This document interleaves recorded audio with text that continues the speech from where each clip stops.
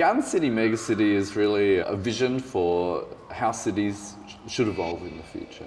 It's a vision for a self-sufficient, sustainable city that's also beautiful and surrounded by nature.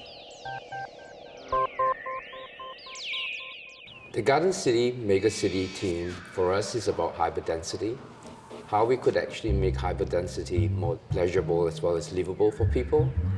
It's about addressing the kind of cities that we have now today and how we should be looking at them tomorrow.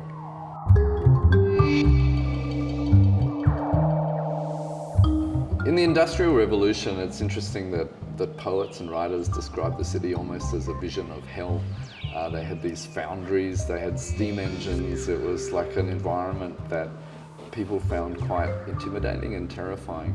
And I think the Garden City was this romantic attitude that landscape would heal things and that we need to be surrounded by nature.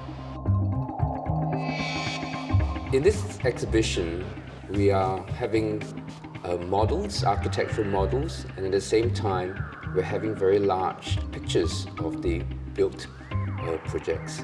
And you can actually see at a glance the scale of projects in the model. They are not small, they are quite large buildings.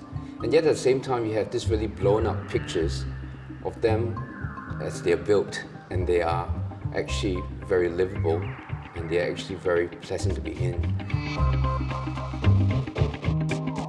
We think this is really important because it's a way of seeing the city not just as a sort of set of improvements and 20th century version 2.1, 2.2, but starting really with a vision of life in the megacity and seeing how we should design it.